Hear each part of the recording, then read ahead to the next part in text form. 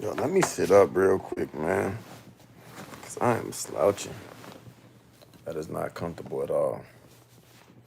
So, YouTube, we back at it again for another Books in Bed. You know how I start off my tradition to light up the Palo Santo, so we going to get that, and then we can get started, man. How was y'all Monday? I'm doing this on a Monday, too. I don't know how I feel about the Mondays. Mondays are near and dear to my heart. Mondays are near and dear to my heart. I don't know, like I can't just have a little backstory, a little chat before we go. A little chatter. Ain't no chat, so I can't say chat because ain't nobody in the chat, but my little kids put me down on chat. I ain't know about chat to my little ones to put me down on chat. I think one day my daughter came home from school talking about chat. I was like, what? Why my hands so shaky? That's weird. But yeah, a little backstory. I can't tell y'all when I really started really loving Mondays. Like I don't know if it was like I always love Monday thing or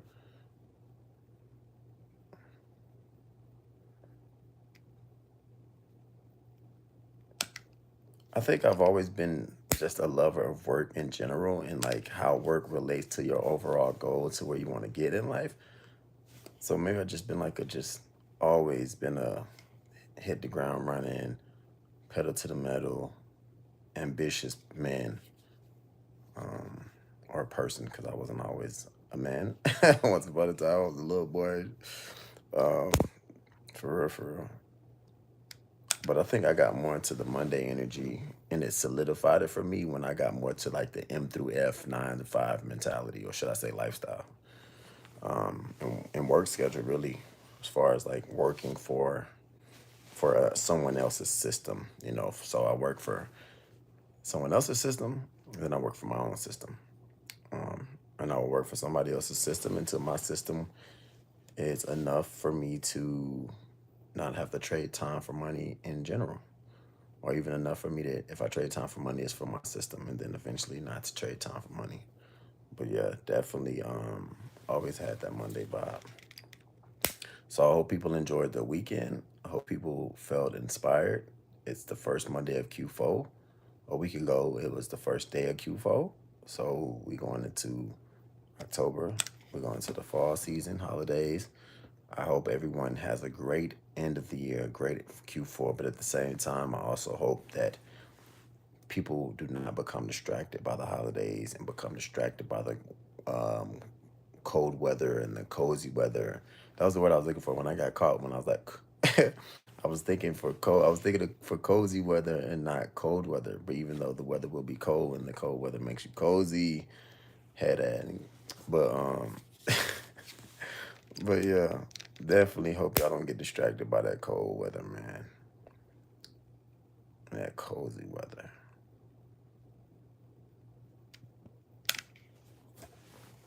But yes, hopefully y'all have a great week, prosperity, love, ambition, focus, clarity, trust, all those words, perseverance, endurance, all those words, acceptance, openness, humility, ambition, being proud. Make choices today that your future self will be proud of tomorrow. Straight up. But we are here. Do where we at right now. We still on this one. I'm telling you, I'm gonna read this whole book to y'all, man.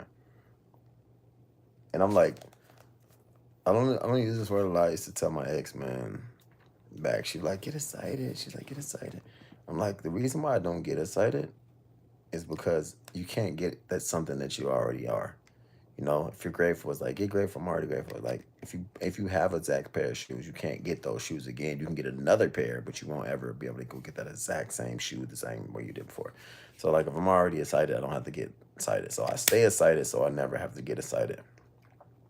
And some of it was out of not a fear mentality, but more of what I would quote unquote say like a margin of safety mentality, and just having like a margin. They're probably gonna look at me on YouTube when I drop them like, why is he burning the hell out that Palo Santo? Because Palo Santo is so thick that you got to keep burning it like that, especially if it's this is not even really a thick piece. This is a longer piece, but it's not as thick as this one. This one's shorter, as you can tell. And this one's longer, but it's thinner. So Palo Santo is that you gotta burn Palo Santo a lot to get it through. But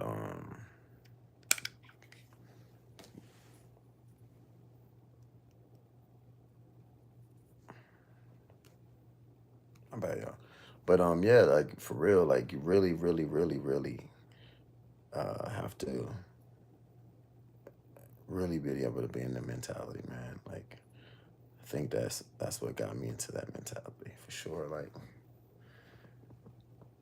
being excited, bro. Like staying excited. Staying it's like so you stay excited so you never have to be excited. You stay this thing so you never have to become that thing. And like I said, it was kind of like having a margin of safety because it made me realize like, well, if I'm not excited, then if something goes wrong, I don't have to build myself back up again and get the momentum all over again and be like, oh, I was so excited and I got disappointed and now I'm sad because, and it's okay because stuff, you're going to get disappointed, you're going to get discouraged. But I feel like if I can embody the energy of always being excited, even if I hear a no, even if I'm told, even if things are discouraging and things are tough, I still stayed excited. So you're not volatile within your emotions. And I think once I started understanding money and logic and how money relates to logic, and one thing that Warren Buffett said, and he quoted, I don't know if he said this verbatim, but he said, like, you would never ever be able to become wealthy or rich if you don't understand how to be logical and control your emotions. So that was like me really trying to embody, not trying, but that was me consciously applying effort to embody that energy and say, cool, what can I do to have myself ready and trained and on guard for this emotional, spiritual warfare that we're at on the daily? So when I looked at it like that, I was like, okay, cool. Let's stay excited so I don't have to get excited. So I don't have to feel like I'm all volatile in my emotions and one thing goes this way, then it goes in. And that was another reason why I wrote Have Your Happiness First, which what's that book? One that's over there. Have Your Happiness. That was the reason why I wrote that book because I wanted to be able to center myself on this emotion that people spend their entire lives trying to embody and spend their entire lives trying to do things for the sake of this thing. So I said, if I can have this thing, no matter what label is connected to it and no matter what other external forces are moving around me, I can still maintain this regardless. And I feel the same way with excitement. So that's why I say. But I was saying that to say, backtracking, is that I'm excited about something that I want to try out and test out. And I've been like off the scenes for a while when it comes to Instagram. And that's why I've been on YouTube a lot more. And whenever I get to the point and people eventually come back and see this, once my YouTube gets bigger, and they'll see and they'll hear me and I'll document this and be like, yeah, I wasn't on Instagram because I was on this because I wanted to just try out something different. But I've been on YouTube and I'm able to express and try and test these new things that I thought about that I probably would have tried to test on Instagram. But I'm like, if you got to try something different, you know? So now I'm committed to be like, man, let me just see what I can get from this tool that we've been allowed to be able to use and have at our disposable and the blessing that comes with it. You know, a tool is a tool. One person might call it a curse, but another person might call it a blessing, depending on their perspective, their intentions, and what they want to get from it. So yeah, I'm excited about this thing that I'm gonna try out, y'all. Test out. I'm like, I'm waiting to get to the point to where I don't want to make it too quality because like the Virgo in me has that meticulous perfectionist mentality. So I'm just like, no, it doesn't have to be perfect. And I've iterated several different business endeavors and ideas in the real world to not be so stuck on that anymore. To where I'm just like, bro, just get this shit out. Ends by, I don't have the best phone, but I got a 14 Pro. So I'm just like, you know what I mean? Like rocking how I'm rocking. But yes, let's get to it, y'all. As the dude says, as y'all know, doing my little British accent, man. And if y'all not reading this book, go get this book on audiobook. I know I'm not doing an audiobook, but if you got time to listen to it on audiobook, the dude the dude who be reading this book on audiobook, one of the voices who does it for audiobook He's like the richest man in Babylon. So every time I remember it, bro, like stuck in my mind. I remember them nights where I was just spazzing out. You know what I'm saying? Just tapping in and building up to tapping into being able to learn and appreciate self-help and personal development and the new thought theories and personal finance. And I would listen to this book over and over, bro, in my days of struggling where I was still smoking and drinking and doing stuff, and I'd be faded, but I'd be like, I'm about to listen to this book. You know what I'm saying? So you gotta be able to find a place for the seed, then plant the seed, and then nurture the seed, and then have the patience to watch it grow. And that's what happens. And then one day you'll wake up and you'll feel prolific.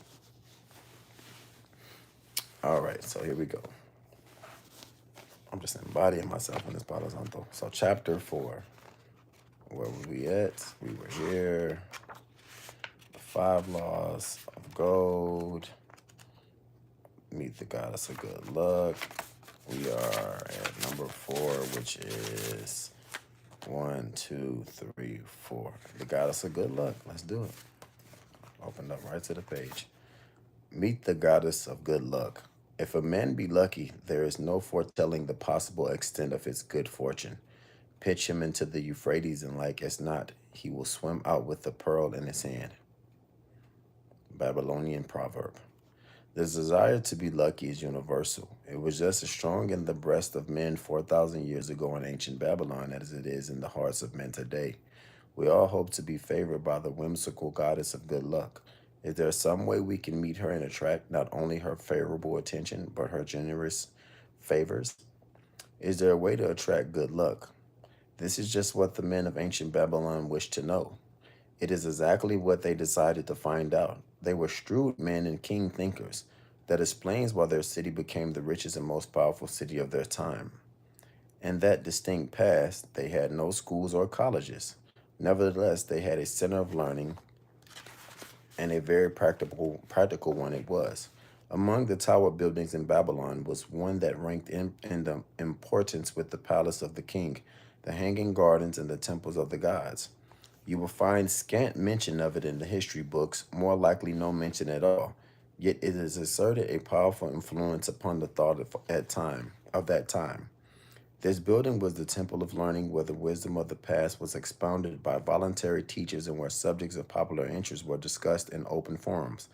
Within its walls, all men met as equals. The humblest of slaves could dispute with impunity the opinions of a prince of the royal house. Among the many who frequent the temple of learning was a wise rich man named Arcad, called the richest man in Babylon. He had his own special hall where almost any evening a large group of men, some old, some very young, but mostly middle-aged, gathered to discuss and argue interesting subjects. Suppose we listen in to suppose we listen in to see whether they knew how to attract good luck. The sun had just set like a great red ball of fire shining through the haze of desert dust when Arcad strode to his accustomed platform. Already full 4 score men were awaiting his arrival, reclining on their small rugs spread upon the floor. More were still arriving. What shall we discuss this night? Arcad inquired. After a brief hesitation, a tall cloth weaver addressed him, arising as was the custom. I have a subject I would like to hear discussed, yet hesitate to offer lest it seems ridiculous to you, Arcad, and my good friends here. Upon being urged to offer it, both by Arcad and by calls from the others, he continued, This day I have been lucky, for I have found a purse in which there are pieces of gold. To continue to be lucky is my great desire, feeling that all men share with me this desire. I do suggest we debate how to attract good luck that we may discover ways it can be enticed to one. A most interesting subject that has been offered. Arcad commented, one most worthy of our discussion. To some men, good luck bespeaks but a chance happening that, like an accident, may befall one without purpose or reason. Others do believe that the instigator of all good fortune is our most bounteous goddess, Ashtar, ever anxious to reward generous gifts those who please her. Speak up, my friends. What say you? Shall we seek to find if there be means by which good luck may be enticed to visit each and all of us? Yeah, and much of it, responded the growing group of eager listeners. Thereupon Arcad continued. To start our discussion, let's us first hear from those among us who have enjoyed experiences similar to that of the cloth weaver in finding or receiving, without effort upon their part, valuable treasures or jewels. There was a pause in which all looked about, expecting someone to reply, but no one did. What? No one? Arcad said. Then rare indeed must be this kind of good luck. Who now will offer a suggestion as to where we shall continue our search? That I will do, spoke a well-robed young man arriving. When a man speak of luck, it is not natural that his thoughts turn to the gaming tables. Is it not there where we find many men courting the favor of the goddess in hope she will bless them with the rich winnings? Quick little water break, y'all.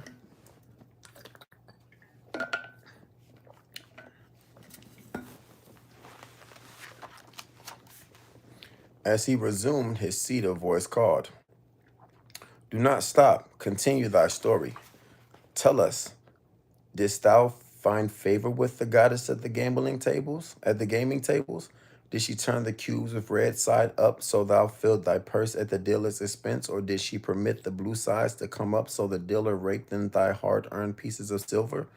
The young man joined the good-natured laughter, then replied, "I am not averse to admitting she seemed not to know I was even there. But how about the rest of you? Have you found her waiting about such places to roll the cubes in your favor? We are eager to hear as well as to learn." "A wise start," broke in Arcad. "We meet here to consider all sides of each question. To ignore the gaming tables would be to overlook an instinct common to most men, the love of taking a chance with a small amount of silver in the hope of winning much gold. Ain't that the truth? Willing to risk it all." "That doth remind me of the races but yesterday," called out another listener. "If the goddess frequents the gaming table, certainly she does not overlook the races where the gilded chariots and the foaming horses offer far more excitement. Tell us honestly, Arcad, did she whisper to you to place your bet upon those gray horses from Nineveh yesterday? I was standing just behind thee and could scarce believe my ears when I heard thee place thy bet upon the grays. Thou knowest as well as any of us that no team in all of Assyria can beat our beloved bays in a fair race. Didst the goddess whisper in thy ear to bet upon the grays because at the last turn the inside black would stumble and so interfere with our boys that the grays would win the race and score an unearned victory?" Arcad smiled indulgently at the banter. "What reason have we to feel the good goddess would take that much interest in any man's bet upon a horse race? To me, she is a goddess of love and dignity whose pleasure is to aid those who are in need and to reward those who are deserving. I look to find her not at the gaming tables or the races where men lose more gold than they win, but in other places where the doings of men are more worthwhile and more worthy of reward. Truly. In tilling the soil and honest trading and all of man's occupation, there is an opportunity to make a profit upon his efforts and his transactions. Perhaps not all the time he will be rewarded, because sometimes his judgment may be faulty, and other times the winds and the weather may defeat his efforts. Yet if he persists, he may usually expect to realize his profit. This is so because the chances of profit are always in his favor. But when a man playeth the games, the situation is reversed, for the chances of profit are always against him and always in favor of the gamekeeper. The game is so arranged that it will always favor the keeper. It is his business at which he plans to make a liberal profit for himself from the coins bet by the players. Few players realize how certain the gamekeeper's profits and how uncertain are their own chances to win. For example, let us consider wagers placed upon the cube. Each time it is cast, we bet which side will be uppermost. If it be the red side, the game master pays to us 4 times our bet. But if any other of the 5 sides come uppermost, we lose our bet. Thus, the figures show that for each cast, we have 5 chances to lose, but because the red pays 4 for 1, we have 4 chances to win. In the game master, we can expect to keep for his profit 1/5 of all the coins wagered. Can a man expect to win more than occasionally against odds so arranged that he should lose 1/5 of all of his bet? Yet some men do win large sums at times, volunteered one of the listeners. Quite so they do, Arcad continued. Realizing this, the question comes to me whether many secured in such ways brings permanent value to those who are thus lucky. Among my acquaintances are many of the successful men of Babylon. Yet among them I am unable to name a single one who started his success from such a source. Yet who are gathered here tonight know many more of our substantial citizens. To me, it will be of much interest to learn how many of our successful citizens can credit the gaming tables with their start to success. Suppose each of you tell us those you know. What say you? After a prolonged silence, a wag ventured. Wouldn't thy inquiry include the gamekeepers? If you think of no one else, Arcad responded, if not one of you can think of anyone else, then how about yourselves? Are there any consistent winners with us who hesitate to devise such a source for their incomes? His challenge was answered by a series of groans from the rear taken up and spread amid much laughter. It would seem we are not seeking good luck in such places as the goddess frequents, he continued. Therefore, let us explore other fields. We have not found it in the picking of lost wallets, neither have we found it in hunting the game tables. As to the races, I must confess to have lost far more coins than I have ever won. Now, suppose we consider our trades and businesses. Is it not natural if we conclude a profitable transaction to consider it not good luck but a just a reward for our efforts? I incline to think we may be overlooking the gifts of the goddess. Perhaps she really does exist when we do not appreciate her generosity. Who can suggest further discussion? Thereupon an elderly merchant arose, smoothing his gentle white robe. With thy permission, most honorable Arcad and my friends, I offer a suggestion. If, as you have said, we take credit to our own industry and ability for our business successes, why not consider the successes we almost enjoyed but which escaped us, happenings which would have been most profitable? They would have been rare examples of good luck if they had actually happened. Because they were not brought to fulfillment, we can not consider them as our just rewards. Surely many men here have such experiences to relate. But ain't that the truth? Here's a wise approach, Arcad approved. Who among you have had good luck within your grasp only to see it escape? Many hands were raised, among them that of the merchant. Arcad motioned to him to speak. As you suggested this approach, we should like to hear first from you. I will gladly relate a tale, he had resumed, that doth illustrate how closely unto a man good luck may approach and how blindly he may permit it to escape, much to his loss and later regret. Many years ago, when I was a young man, just married and well started to earning, my father did come one day and urged me most strongly that I enter upon an investment of one of his good friends and taking notice of a barren tract of land not far beyond the outer walls of our city. It lay high above the canal where no water could reach it. The son of my father's friend devised a plan to purchase this land, build three large water wheels that could be operated by oxen, and thereby raise the life giving waters to the fertile soil. This accomplished, he planned to divide into small tracts and sell to the residents of the city for herb patches. Some of my father's friends did not possess sufficient gold to complete such an undertaking. Like myself, he was a young man earning a fair sum. His father, like mine, was a man of large family and small means. He, therefore, decided to interest a group of men to enter the enterprise with him. The group was supposed to comprise 12, each of whom must be a money earner and agree to pay 1/10 of his earnings into the enterprise until the land was made ready for sale. All would then share justly in the profits in proper proportion to their investment. Excuse me, y'all. Thou, my son, bespoke my father unto me. Art now in thy young manhood?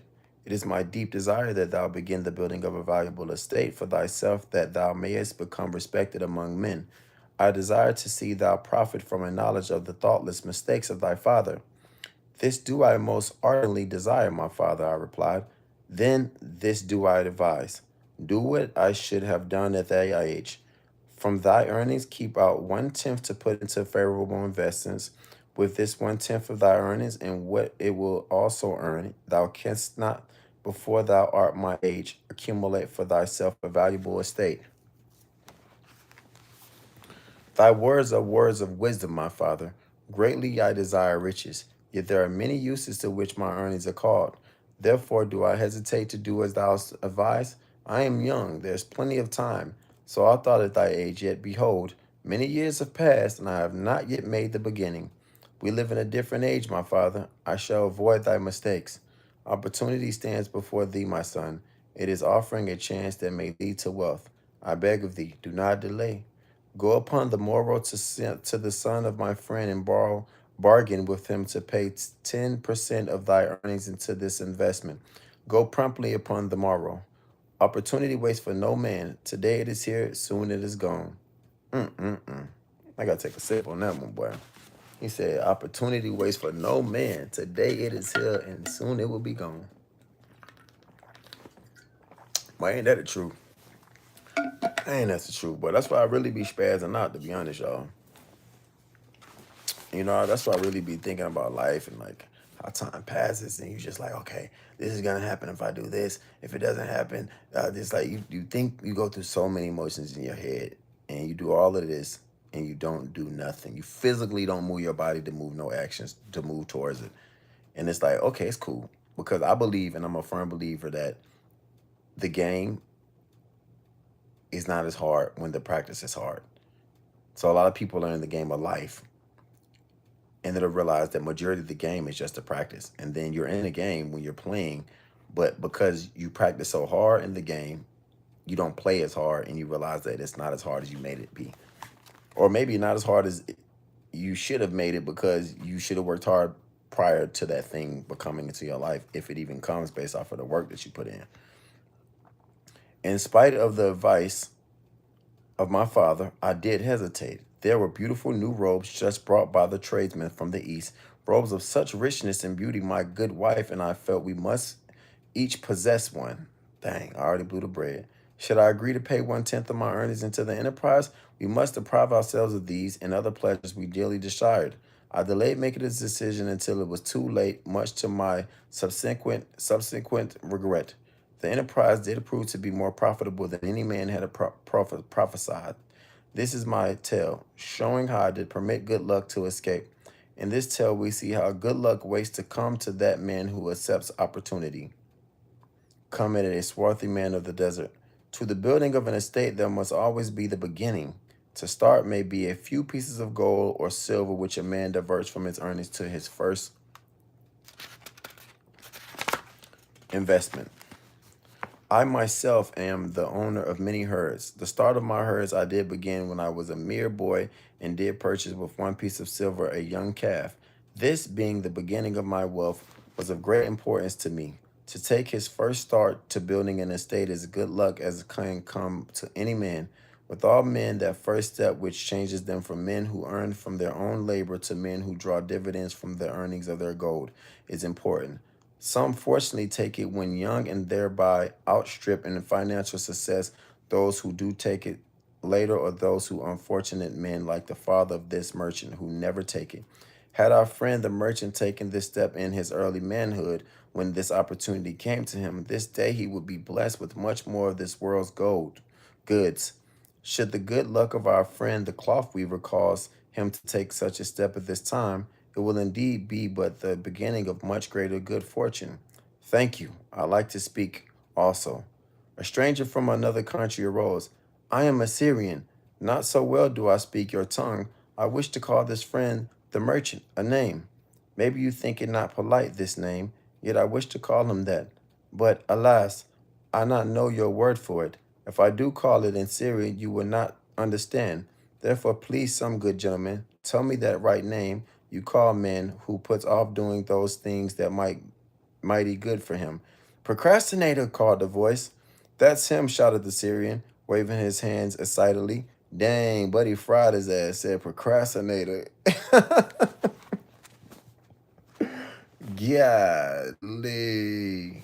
Fried him. Put that nigga on the barbacoa. He says, I have much business right now. By and by, I'll talk to you. Opportunity, she would not wait for such slow fellow. She thinks if a man desires to be lucky, he would step quick. Any man who not step quick when opportunity comes, he big procrastinator like our friend this merchant. The merchant arose and bowed good-naturedly in response to the laughter. My admiration to thee, stranger within our gates, who hesitates not to speak the truth. And now let us hear another tale of opportunity. Who has for us another experience? Demanded Arcad. I have, responded a red-robed man of middle age. I'm a buyer of animals, mostly camels and horses. Sometimes I do also buy the sheep and goats. The tale I am about to relate with tells truthfully how opportunity came one night when I did least suspect it. Perhaps for this reason I did let it escape. Of this you shall be the judge. Returning to the city one evening after a disheartening 10 days' journey in search of camels, I was much angered to find the gates of the city closed and locked. While my slaves spread out tent for the night, which we looked to spend with little food and no water, I was approached by an elderly farmer who, like ourselves, found himself locked outside. Honored sir, he addressed me, from thy appearance, I do judge thee to be a buyer. If these be so, much would I like to sell to thee the most excellent flock of sheep just driven up. Alas, my good wife lies very sick with the fever. I must return with all the haste. Buy thou my sheep that I and my slaves may mount our camels and travel back without delay. Oh yeah, I definitely remember this. I remember this whole book, but I remember this story right here. This is tough. So dark it was that I could not see his flock, but from the bleating I did know it must be large. Having wasted 10 days first searching for camels I could not find, I was glad to bargain with him. In his anxiety, he did set a most reasonable price. I accepted, well knowing my slaves could drive the flock through the city gates in the morning and sell at a substantial profit. The bargain concluded. I called my slaves to bring torches that we might count the flock, what the farmer declared to contain 900. I shall not burden you, my friends, with a description of our difficulty in attempting count so many thirsty, restless milling sheep. It proved to be an impossible task. Therefore, I bluntly informed the farmer I would count them at daylight and pay him then.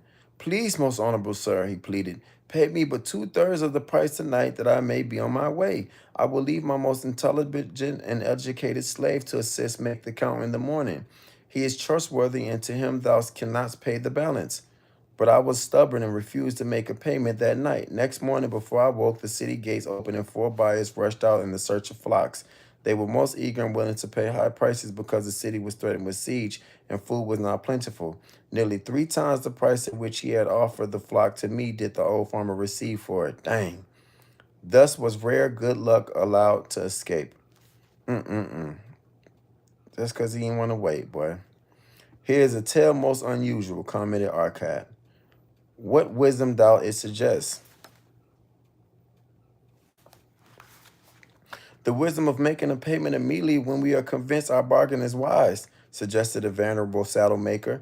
If the bargain be good, then thou need to protection against thy own weaknesses as much as against any other man. We mortals are changeable. Alas, I must say, more apt to change our minds when right than wrong. Wrong, we are stubborn indeed. Right, we are prone to vacillate, and let opportunity escape. My first judgment is my best. Yet always have I found it difficult to compel myself to proceed with a good bargain when made. Therefore, as a protection against my own weaknesses, I do make a prompt deposit thereon. This doth save me from later regrets for the good luck that should have been mine. Thank you. Again, I like to speak. The Syrian was upon his feet once more. These tales much alike. Each time opportunity fly away for same reason. Each time she come to procrastinate or bringing good plan. Each time they hesitate not say, right now best time, I do it quick. How can men succeed that way? Wise are thy words, my friend, responded the buyer. Good luck fled from procrastination in both these tales, yet this is not unusual. The spirit of procrastination is within all men. We desire riches, yet how often when opportunity doth appear before us, that spirit of procrastination from within doth urge various delays in our acceptance. And listening to it, we do become our own worst enemies. In my younger days, I did not know it by this long word our friend from Syria doth enjoy. I did think at first it was my own poor judgment that did cause me loss of many profitable trades. Later, I did credit it to my stubborn disposition. At last, I did recognize it for what it was, a habit of needless delaying where action was required, action prompt and decisive. What? He said, at last, I did recognize it for what it was, a habit of needless delaying where action was required, action prompt and decisive. You got to get it in when you can and take advantage of it and keep it moving. How did I hate it when its true character stood revealed? With the bitterness of a wild ass hitched to a chariot, I did break loose from this enemy to my success. Thank you. I like ask question from Mr. Merchant, the Syrian was speaking. You wear fine robes not like those of poor men. You speak like successful men. Tell us, do you listen now when procrastination whispers in your ear? Y'all, I promise y'all I'm reading this exactly how it's saying. I know it sounds like so elementary, but it's because the Syrian doesn't speak the language of the Babylonians, so they're making him sound a lot more elementary than them, and making him sound a lot more elementary than everyone else. I know when I first heard this and I heard it on when I first heard this and I heard it on the audiobook, I was like, why is he reading that book like that? Making Buddy sound like he 3 years old. Like our friend the buyer, I also had to recognize and conquer procrastination, responded the merchant. To me, it proved to be an enemy, ever watching and waiting to thwart my accomplishments. The tale I did relate is but one of many similar instances I could tell to show how it drove away my opportunities. 'Tis not difficult to conquer once understood. No man willingly permits the thief to rob his bins of grain, nor does any man willingly permit an enemy to drive away his customers and rob him of his profits. When once I did recognize that such acts as these my enemy was committing, with determination I conquered him. So must every man master his own spirit of procrastination before he can expect to share in the rich treasures of Babylon. What sayest, Arcad? Because thou art the richest man in Babylon, many do proclaim thee to be the luckiest. Dost agree with me that no man can arrive at a full measure of success until he hath completely crushed the spirit of procrastination within him? Dang. That man said, Dost agree with me that no man can arrive at a full measure of success until he hath completely crushed the spirit of procrastination within him. That's powerful. I got to read that one more time. So he said, Dost agree with me that no man can arrive at a full measure of success? Not a half measure, not a quarter measure, a third, a full measure of success until he hath completely, not partially, not a little bit crushed. He said, till he have completely crushed the spirit of procrastination within him. One more time, y'all. Thou'st agree with me that no man can arrive at a full measure of success until he hath completely crushed the spirit of procrastination within him. Like as it doesn't even exist anymore. It doesn't even live within you. That's crazy. It is even as thou sayest, Arcad admitted. During my long life, I have watched generation following generation marching forward along those avenues of trade, science, and learning that lead to success in life. Opportunities came to all these men. Some grasped theirs and moved steadily to the gratification of their deepest desires, but the majority hesitated, faltered, and fell behind. Arcad turned to the cloth weaver. Thou didst suggest that we debate good luck. Let us hear what thou now thinkest upon the subject. I do see good luck in a different light. I had thought of it as something most desirable that might happen to a man without effort upon his part. Now, I do realize such happenings are not the sort of thing one may attract to himself. From our discussion, have I learned that to attract good luck to oneself, it is necessary to take advantage of opportunities. Therefore, in the future, I shall endeavor to make the best of such opportunities as do come to me. Thou hast well grasped the truths brought forth in our discussion, Arcad replied. Good luck we do find. Often follows opportunity, but seldom comes otherwise. Our merchant friend would have found great good luck he had accepted the opportunity the good goddess did present to him. Our friend the buyer, likewise, would have enjoyed good luck had he completed the purchase of the flock and sold at such a handsome profit. We did pursue this discussion to find a means by which good luck could be enticed to us. I feel that we have found the way. Both the tales did illustrate how good luck follows opportunity. Herein lies a truth that many similar tales of good luck, won or lost, could not change. The truth is this: good luck can be enticed by accepting opportunity. Those eager to grasp opportunities for their betterment do attract the interest of the good goddess. She is ever anxious to aid those who please her. Men of actions please her best. Boy, I don't know. I don't understand how y'all ain't reading this, boy. Like this is crazy. He said, those eager to grasp opportunities for their betterment do attract the interest of the good goddess. She is ever anxious to aid those who please her. Men of action please her best. Mm-mm-mm. Action will lead thee forward to the success thou dost desire. And then it has in a little box, like I guess like a little principle. And that just pretty much says what I said. Men of action are favored by the goddess of good luck. Boy, I'm trying to tell y'all, but I be lit. I got like the Palo Santo one more time for that one, you know what I'm saying? We're gonna close out with that. Let me get some water real quick. Yeah, that was probably my longest read. But boy, there was some jewels in that one, boy. Some jewels in that one. Boy, hit me the hardest though. I think that completely one was where like that just that one, boy. I gotta read that one more time. Dost agree with me that no man can arrive at a hold on. Dost agree with me that no man can arrive at a full measure of success until he hath completely crushed the spirit of procrastination within him.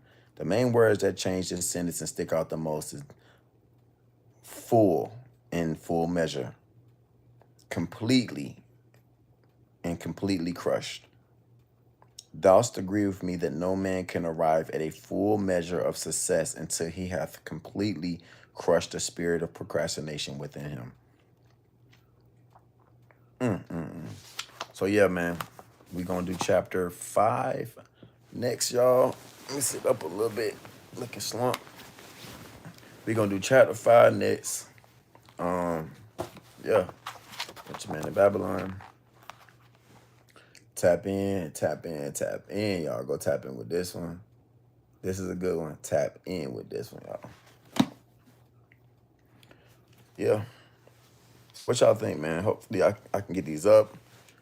I like comments, man. I'm a comment guy. I don't care if it's a bad comment. You can talk about my mama, talk about my face, my head, my eyes, whatever.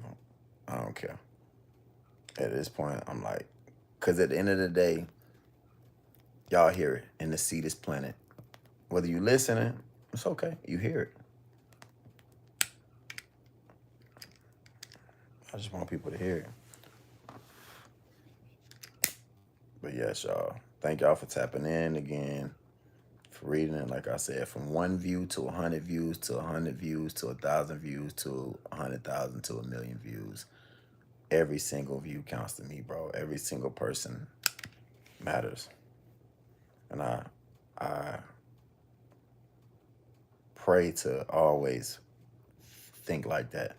And even as I grow in time, reveals how much value I bring to the marketplace, and my time has to be allocated for certain things. I pray that people can always understand and know that every person is always valued, even if I don't spend a lot of time talking to one person or shaking one person's hand or being in a conversation with one person for so much time.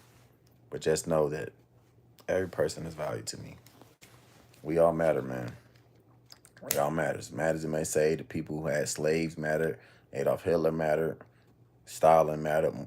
Mussolini mattered. You know what I mean? Attila Han mattered. All the people. Everybody matters, man. So y'all matter, man. Tap in. Richest Man in Babylon. Remember, opportunity is what will make you lucky in life. Taking advantage of your opportunities, being available and present for your opportunities, and being prepared for your opportunities. You know, I know y'all heard the old saying, the old idiom, success is when opportunity and preparation meet. And being able to kill procrastination in your life. 2 lessons, y'all. Be prepared so when the opportunity comes, you can take advantage of it quick, be decisive, take advantage of it. That's how good luck comes to you. And also crush procrastination. All right, man. I appreciate y'all. Hope y'all enjoy the rest of y'all week. Much love. Like, subscribe, follow. I want to start at least saying that 3 times in my video just for the sake of reminding y'all, because the algorithm loves it and I want more people to say this. I want more people to see this and hear this and share it, bro, and talk and say this. Like, shit, you can go back and share it. Say the same thing I said. I don't care. Take my words. I don't care. I really don't. The message is what matters to me, man. The messenger don't matter as much, as long as the message is getting spread. But love, y'all.